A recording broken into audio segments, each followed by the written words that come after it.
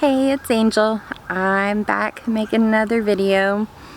This is not going to be a garden tour, even though there is a whole lot that is new and growing, and I really want to do another garden tour very soon. I've just done a lot of thinking, and I think that this video is very kind of important right now. A friend of mine who is a very dear friend of mine, and she is a gardener. We've had many garden conversations, and we really enjoy our garden conversations. And in talking about these garden conversations, I have realized there are some kind of big differences in us as gardeners. And she has gardened for many years, and well before YouTube University and things like that, where you learn all kinds of wonderful information from. And so when we talk, the biggest difference that I notice is when we talk about weeds. Now, it's sweaty out here. Now, when I started my big garden adventure, I've been gardening for many years on a smaller scale, but the big gardening adventure, some of the very first seeds that I bought were purslane and plantain, and both of these plants my dear friend considers a weed. Now, these, had I been observant and realized that they are very prolific in my area, and I did not need to purchase the seeds for those two plants because they grow very abundantly around here.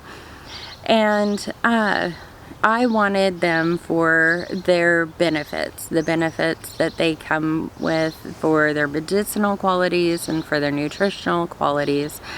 And that's why I wanted them. These are plants that she has never ever thought about using, and has always gotten very angry about those being in her garden, and could not believe that I had bought seeds for these plants because to her they are weeds.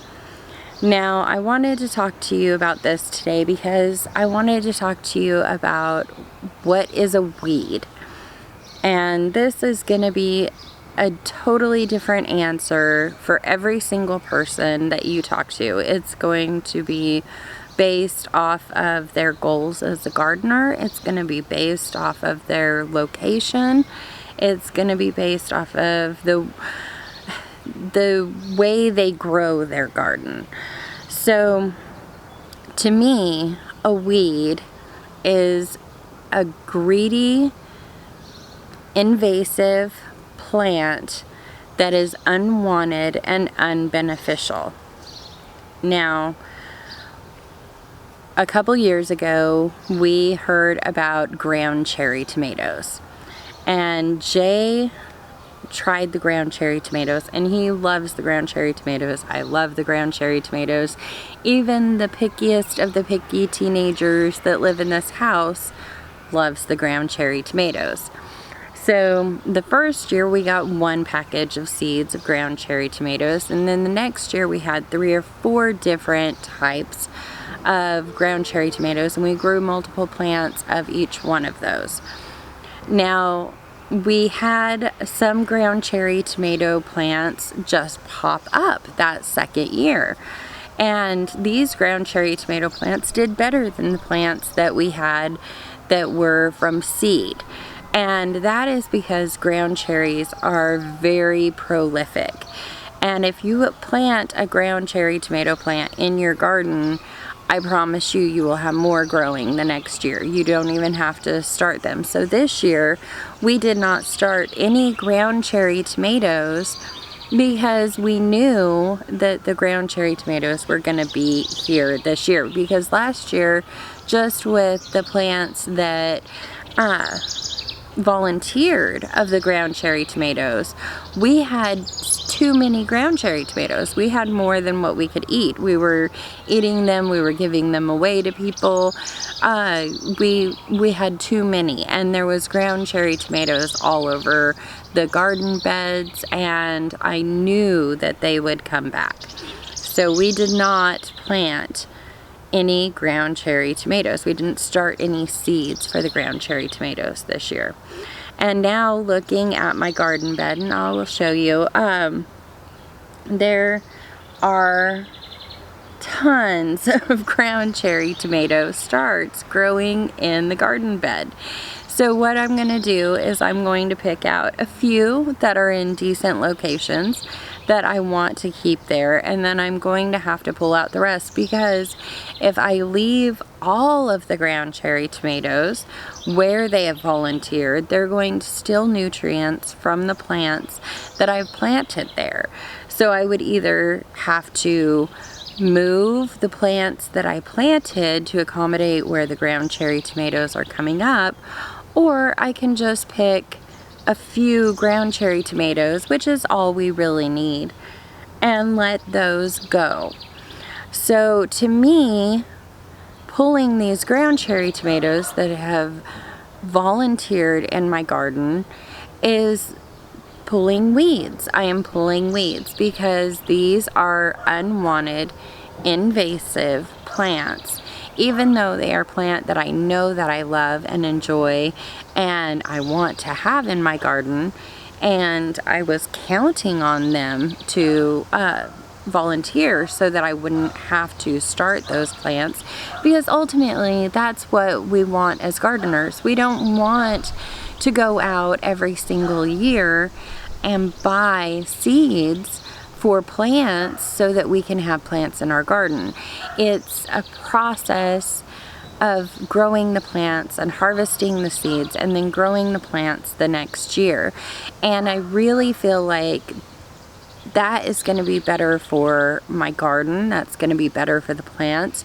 The plants that I do keep the seeds from are going to be the strongest and the best and my favorite, and they're going to adapt and they're going to learn how to grow in this environment. Because when I bought the seeds, I mean, some of our seeds, especially our pepper seeds, came from another country. They came from Finland. So they're definitely not seeds that are adapted to the Midwest climate, and we definitely want to try and evolve as gardeners and get those seeds from our best plants and keep growing the plants in our garden that learn to adapt and become better equipped to produce a lot of fruit and grow the way that we want them to in our garden, because that's what plants do. They grow and they adapt to changes, and they become resistant to disease and to pests in that area every year that they grow in that same area. So growing the ground cherry tomatoes, I love that they are volunteering and that they are coming up on their own. I love that they have adapted to this environment in such a way that they are plentiful for us, and it's no work. I mean, I didn't have to start a seed, I didn't have to water it, I didn't have to transplant it. They're going to be healthier, bigger, stronger plants because of that, because they self-sowed in the garden.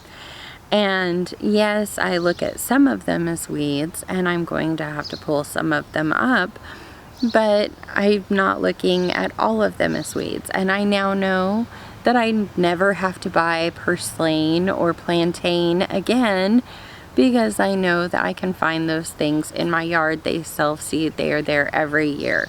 And all I need to do is leave one or two plants that are in a place that are not invasive, they're not taking nutrients from my other plants, and they are going to benefit my garden and our family. So like I said, I just wanted to kind of talk to you about weeds. Alright guys, it's later in the day after my little morning garden rant, and we have no air conditioning. We haven't had air conditioning for about a week, maybe almost a week, and it looks like it's not going to be fixed for another week. And of course, this entire week has been 90s in the highs, and the lows maybe in the 70s. So it's been a little brutal, and you know, just trying to find the motivation in the stickiness to get up and do things. So it's cooled off a little. The sun's on the other side of the house, and I thought I would plant some seeds. We were able to get a load of compost, and that load of compost, well, actually we got 2 loads of compost. We were able to chop off a couple of the beds that need to be chopped off and fill up a whole bunch of containers. So I've got a lot of containers to plant seeds in. And I was feeling a little bad about it being so late because it's mid-June. It's June. It's not July. It's June. And it's mid-June. I was like, oh, do I have time? And then I seen a really cool Baker's Creek video talking about what you can plant the end of July. So kind of inspired me, and I'm out here with my bag of seeds, and I'm going to plant me some seeds. So I've got a little bit of dill growing in the back. Definitely going to need some more dill, so I'm going to plant me some more dill.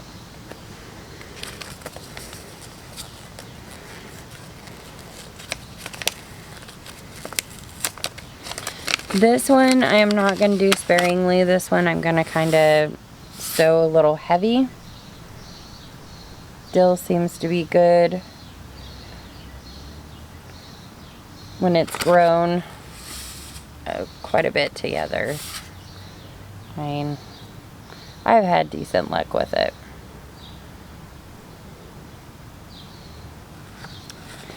I'm just going to kind of sprinkle it on top, and then I'm going to just kind of move the dirt a little bit to cover the seeds up. And then after I get done with all of these, I am going to water in these these pots really good. Just kind of give them a nice soaking with the mist so it doesn't disrupt the seeds very much. Okay, in this one, here, can you see me? Can you see me now? So in this one here, I'm gonna plant some chamomile. I have tried planting chamomile a few times. I have some starts that are tiny still that I need to try and put in pots. Hopefully they'll transplant well. Last year I grew some chamomile and I was so excited, and the aphids got it. So I'm kind of hoping that maybe starting it a little later than I did last year might help avoid that. So I'm just going to sprinkle this very liberally in this bucket here.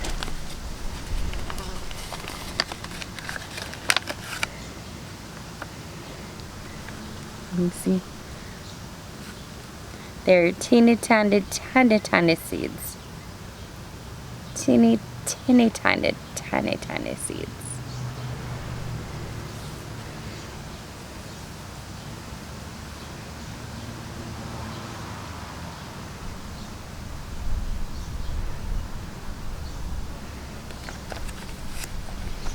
Got that. I tried planting this before and didn't have any luck with it. It just kind of was a afterthought. So I'm going to try again. Caraway is used for many different things. It's used for digestive problems, which I've had a lot of digestive problems, so I am all about getting this. I figure I could maybe make a tea with it, so that's what I'm going to look into. This is what the caraway seeds look like. I'm just kind of putting them a little sparingly here and there. I don't want to thin it out too much, but I definitely want to have an opportunity for them to grow multiple plants. So since these are in buckets and not in a set place, and the buckets could possibly get moved, I'm going to put tags in the buckets. Normally I've been doing a little note on my phone, but I don't think that's a good idea for the buckets. Also, since it's a seed, I'm planting seeds, won't know which buckets have been planted and which ones haven't. Just trying to be a little conservative on the plastic tags this year. So have you ever had one of those days where you're trying to do something and every time you turn around there's something there as a challenge to get it done? That has kind of been my day today in making this video. I started out bright and early, put on makeup, got all nice looking, went outside. We had air conditioner people come over, and it's just been very busy day. Not really busy day, but trying to get everything done that needed to get done. So I'm gonna wrap this up. I hope you enjoyed it, my little morning garden rant, and then hanging out with me for a little bit while I plant some seeds. I hope you all have a wonderful day. I love your guts.